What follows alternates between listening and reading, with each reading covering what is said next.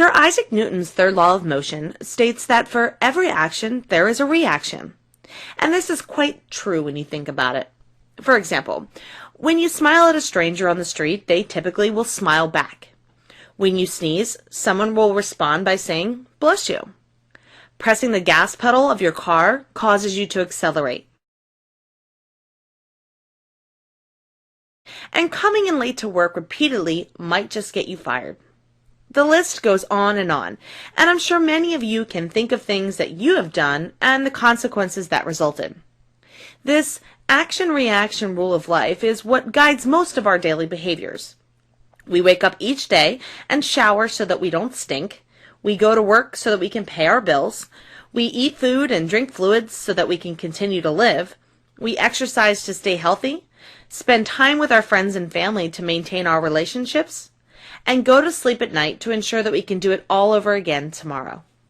Much like Newton's third law of motion, transactional leadership runs under the premise of actions and reactions.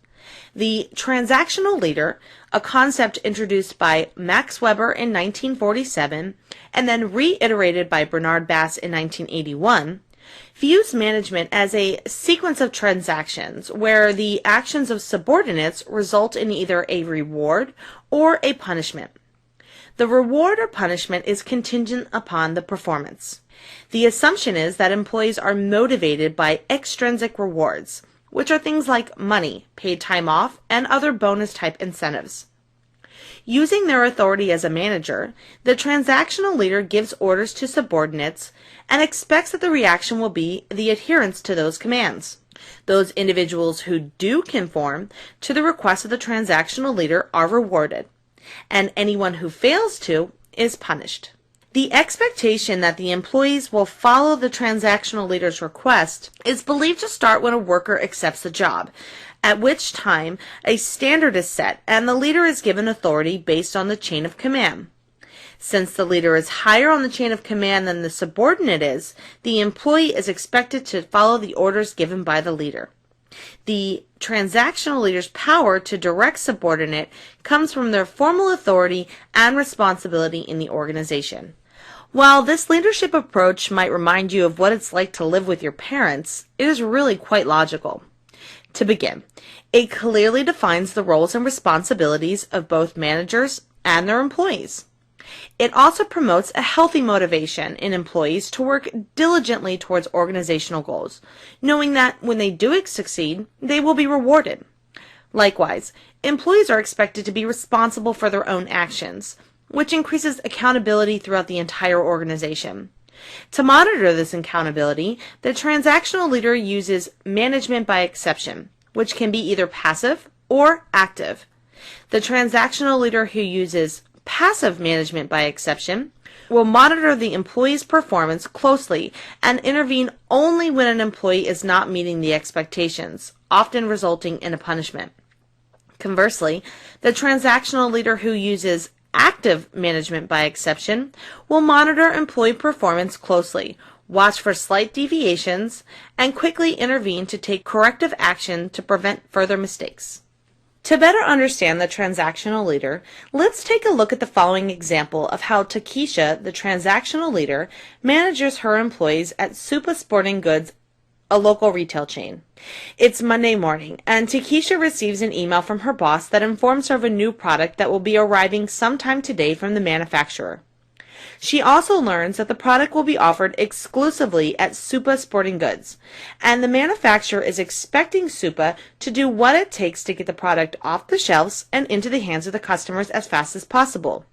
Takesha knows that she must communicate this information to her employees and come up with an action plan for how they will sell the new product to customers.